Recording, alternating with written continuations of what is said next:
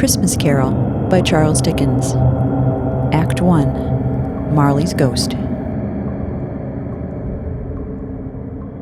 I was dead, to begin with. There is no doubt whatever about that. The register of my burial was signed by the clergyman, the clerk, and the undertaker, and the chief mourner, Scrooge. I was dead as a doornail. Scrooge knew I was dead, for he and I were partners for I don't know how many years. Scrooge was my sole administrator, my sole legatee, my sole friend, and sole mourner. And even Scrooge was not so dreadfully cut up by the sad event, as he continued his business on the very day of the funeral. Scrooge was a tight-fisted hand at the grindstone, and a grasping, scraping, covetous old sinner, hard and sharp as flint, and solitary as an oyster. Once upon a time, of all the good days in the year on Christmas Eve, old Scrooge sat busy in his counting-house. I had died 7 years ago on this very night. This Christmas Eve was cold, bleak, and biting, and Scrooge could hear the people in the court outside go wheezing up and down and stamping their feet upon the pavement stones to warm them. The door of Scrooge's counting-house was open that he might keep an eye upon his clerk, Bob Cratchit, who, in a dismal little cell beyond, was copying letters. Scrooge had a very small fire, but the clerk's fire was so much smaller that it looked like one coal. But he couldn't replenish it, for Scrooge kept the coal box in his own room. Wherefore the clerk put on his white comforter and tried to warm himself at the candle, in which effort, not being a man of strong imagination, he failed. Pardon me, Mr. Scrooge. What is it, Cratchit? Your nephew Fred is here to see you. Merry Christmas, Uncle. God save you. Bah, humbug. Christmas a humbug, Uncle. You don't mean that, I am sure. I do. Merry Christmas. What right have you to be merry? You're poor enough. What right have you to be dismal? You're rich enough. What else can I be? When I live in such a world of fools as this. Merry Christmas. What's Christmas time to you but a time of paying bills without money, a time for finding yourself a year older, but not an hour richer? If I could work my will, every idiot who goes about with Merry Christmas on his lips should be boiled with his own pudding and buried with a stake of holly through his heart. Uncle. Nephew, keep Christmas in your own way, and let me keep it in mine. Keep it, but you don't keep it. Let me alone, then. Much good may it do to you. Much good it has ever done to you. There are many things from which I might have derived good, by which I have not profited, Christmas among them. But I'm sure I have always thought of Christmas time, apart from the veneration due to its sacred name and origin, as a good time, a kind, forgiving, charitable, pleasant time, the only time I know of in the long calendar of the year when men and women seem by one consent to open their shut-up hearts freely, and to think of people below them as if they really were fellow passengers to the grave, and not another race of creatures bound on other journeys. And therefore, Uncle, though it has never put a scrap of gold or silver in my pocket, I believe that it has done me good, and will do me good, and I say God bless it. Bravo, sir. Thank you, Bob. Oh dear, I've extinguished the fire. Let me hear another sound from you, and you'll keep your Christmas by losing your situation. You're quite a powerful speaker, Fred. I wonder you don't go into Parliament. Don't be angry, Uncle. Come, dine with us tomorrow. With you and your wife? Unlikely. But why? Why did you get married? Because I fell in love. Because you fell in love? The only thing in the world more ridiculous than a Merry Christmas. Good afternoon. I want nothing from you. I ask nothing of you. Why cannot we be friends? Good afternoon. I'm sorry with all my heart to find you so resolute. We have never had any quarrel to which I have been a party, but I have made the trial in homage to Christmas, and I'll keep my Christmas humor to the last. So, a Merry Christmas, Uncle. Good afternoon. And a Happy New Year. Good afternoon. And season's greetings, Bob. And to you, sir. There's another fellow, my clerk, with 15 shillings a week, and a wife and a family, talking about a Merry Christmas. I'll retire to Bedlam. Pardon me again, sir, but 2 more gentlemen have come to see you. See what they want, and send them away. I don't know. Are we in competition? What do you think? I don't know. I don't think we're really in competition. The gentlemen are collecting donations for the poor and destitute. Collecting for what reason? Many thousands are in want of common necessities. Hundreds of thousands are in want of common comforts, sir. Are there no prisons? Plenty of prisons. And the workhouses? Are they still in operation? They are, still, I wish I could say they were not. Oh, I was afraid from what you said at first that something had occurred to stop them in their useful course. I'm very glad to hear it.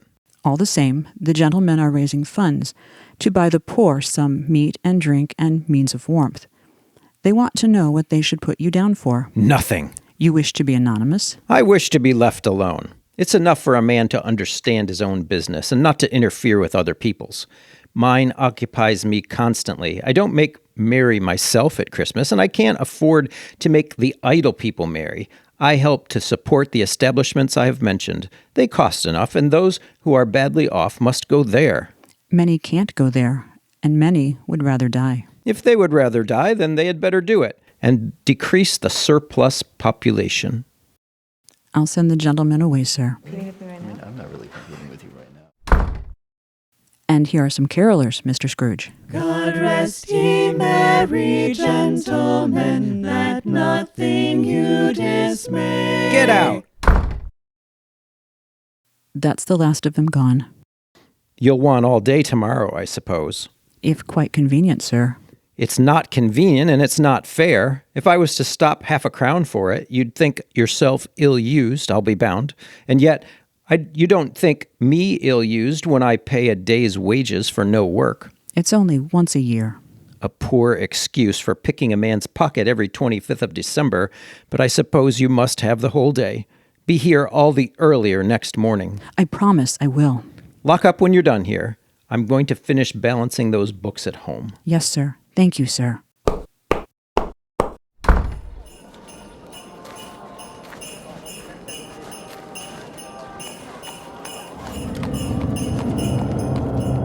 Ah, home at last. Scrooge lived in chambers that had once belonged to me, his deceased partner. It was dreary enough now that nobody lived in it but Scrooge. The fog and frost so hung about the black old gateway of the house that it seemed as if the genius of the weather sat in mournful meditation on the threshold. Now, it is a fact that there was nothing at all particular about the knocker on the door, except that it was very large. It is also a fact that Scrooge had seen it night and morning during his whole residence in that place. Also that Scrooge had little of what is to be called fancy about him. And then let any man explain to me, if he can, how it happened that Scrooge, having his key in the lock of the door, saw in the knocker, without its undergoing any intermediate process of change, not a knocker, but my face. Marley! My face. It was not an impenetrable shadow, as the other objects in the yard were, but it had a dismal look about it. It was not angry or ferocious, but looked at Scrooge as I used to look, with ghostly spectacles turned up on my ghostly forehead. The hair was completely stirred, as if by breath or hot air, and though the eyes were wide open, they were perfectly motionless. That and its livid color made it horrible, but its horror seemed to be in spite of the face and beyond its control, rather than a part of its own expression. As Scrooge looked fixedly at this phenomenon, it was a knocker again. Where's my key? Ah, there it is.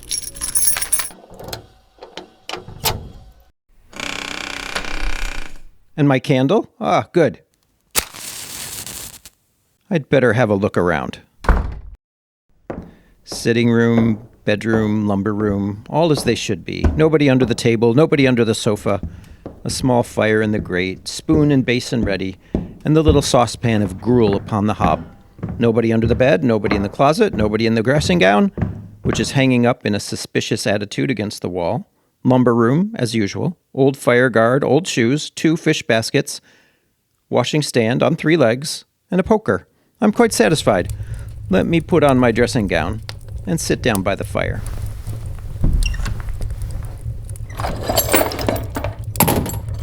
Is that a chain I hear? No, it is humbug still. I won't believe it. A ghost. I know it. Marley's ghost. What do you want with me? Much. Who are you? Ask me who I was. Who were you then? You're particular for a shade. In life, I was your partner, Marley. Can you sit down? I can. Do it then. You don't believe in me. I don't. Why do you doubt your senses? Because a little thing affects them. A slight disorder of the stomach makes them cheat. You may be an undigested bit of beef, a blot of mustard, a crumb of cheese, a fragment of underdone potato. There's more of gravy than of grave about you, whoever you are. You see this toothpick? I do. You are not looking at it. But I see it, notwithstanding. Well, I have but to swallow this and be for the rest of my days persecuted by a legion of goblins. All of my own creation. Humbug, I tell you. Humbug. Mercy, dreadful apparition. Why do you trouble me? Man of the worldly mind, do you believe in me or not? I do, I must. But why do spirits walk the earth? And why do they come to me? It is required of every man that the spirit within him should walk abroad among his fellow men, and travel far and wide. And if that spirit goes not forth in life, it is condemned to do so after death. It is doomed to wander through the world, oh woe is me, and witness what it cannot share, but might have shared on earth, and turned to happiness.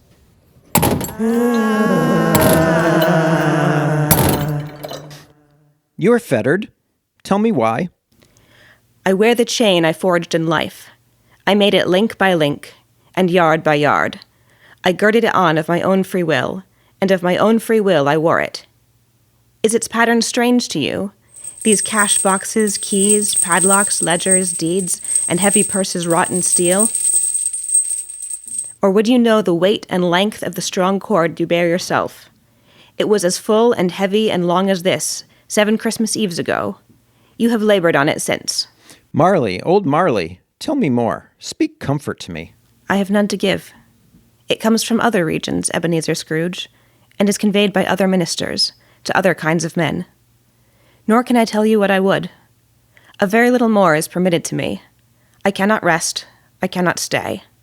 I cannot linger anywhere.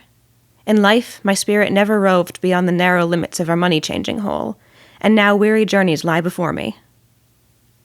You must have been very slow about it. Slow? 7 years dead and traveling all the time. The whole time. No rest, no peace, incessant torture of remorse. You might have got over a great quantity of ground in 7 years. O captive, bound and double-ironed not to know that this earth will pass into eternity before the good is all developed. Not to know that any Christian spirit working kindly in its little sphere, whatever it may be, will find its mortal life too short for its vast means of usefulness. Not to know that no amount of regret can make amends for a life's opportunity misused, yet such was I. But you were always a good business person, Marley. Business? Mankind was my business. The common welfare was my business. Charity, mercy, forbearance, and benevolence were all my business. The dealings of my trade were but a drop of water in the comprehensive ocean of my business. At this time of the rolling year, I suffer most. Why did I walk through crowds of fellow beings with my eyes turned down, and never raise them to that blessed star which led the wise men to a poor abode? Were there no poor homes to which its light would have conducted me? Hear me. My time is nearly gone. I will, but don't be hard upon me. How it is I appear before you in a shape that you can see, I may not tell. I have sat invisible beside you many and many a day. That is no light part of my penance.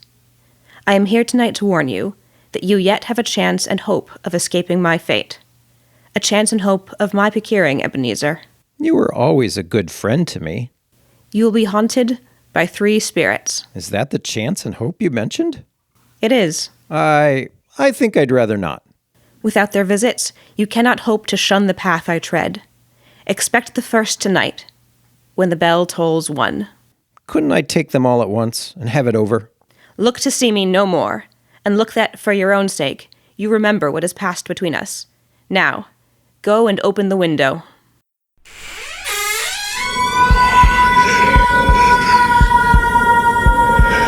More phantoms. I know some of them. Marley, they're like you. Marley! Humbug.